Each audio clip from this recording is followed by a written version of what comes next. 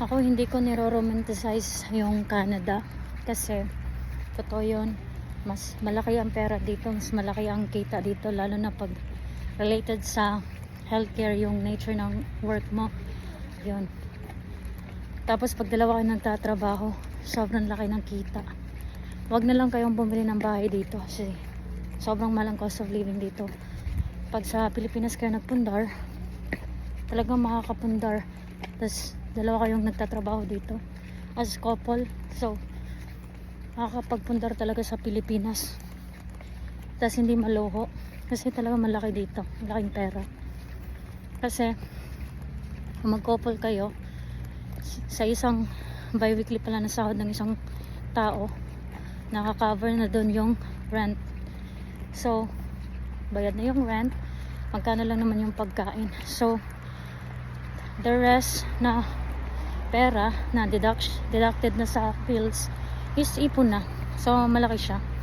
Actually, kung hindi ka breadwinner, wala kang pinapadalan sa Pilipinas, so dito pa lang, kung lahat ng sahod iniipon mo, hindi ka gastador, so dito pa lang sa Canada kaya mo mag-ipon ng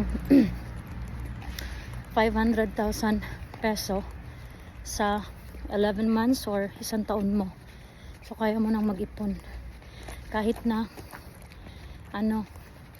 35 hours per week ka, single ka, tapos wala kang pinapadalhan sa Pinas, lahat ng sahod na sa'yo, bayad na yung bills mo, renta ng bahay, yung pagkain mo.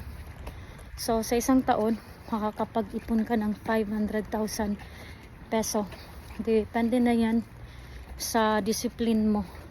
Kasi ako, delayed gratification ako eh. Gusto ko mag-ipon at the end of the day, kung ano man gusto kong gawin, baka magbunga. At least may option ako. So mas okay na yung delayed gratification kaysa sa advanced gratification na lahat ng sahod mo doon mo ilalagay sa luho mo. So mahirap yun. So mas okay talaga na pumunta ng Canada. Base lang to sa experience ko ha, at sa Philippine na gustong pumunta dito is kung dalawa kayong magtatrabaho, talagang malaki yung maiipon. Okay, walang responsibility na padadalhan sa Pinas, talagang makakaipon. Kasi ako hindi ako maluho, tas lang ako, hindi ako gastador. So ang isipin lang talaga is mag-ipon after salary. Kasi kung gastos ka ng gastos, tatanda ka na, lagi lang nagtatrabaho hanggang sa maubos yung lakas.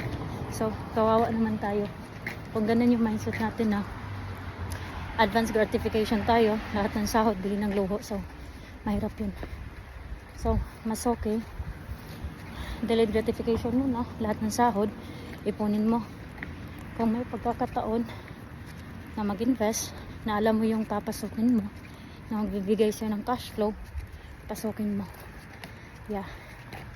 So ang ma-advise ko lang talaga, pumunta dito sa Canada na dalawang tao magtatrabaho at saka may long term goal talaga as couple. Yun, kasi pag walang long term goal, lagi lang tayo nagpapasarap, ubos yung salary natin, wala.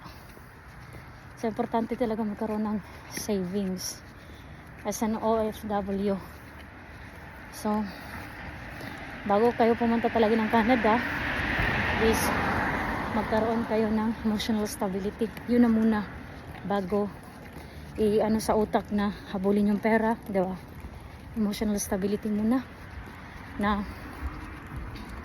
most of the time kaya mo talagang mag-isa at yung own company mo, diba? Masaya ka. Kahit na ano pa iba to sa'yo, basta may emotional stability ka, magiging okay ka dito sa Canada. Magiging okay ka dito. Be positive lang lagi. So most of the time lagi lang ako mag-isa, tapos chit-chat lang ako sa friend ko like 3 hours, 4 hours, after that uwi, separate ways. So yun, kasi importante din talaga ang social interaction, yung may mga pag-uusapan when it comes sa related sa real life na nangyayari sa working place, yung mga circumstances na normal na nangyayari as a worker.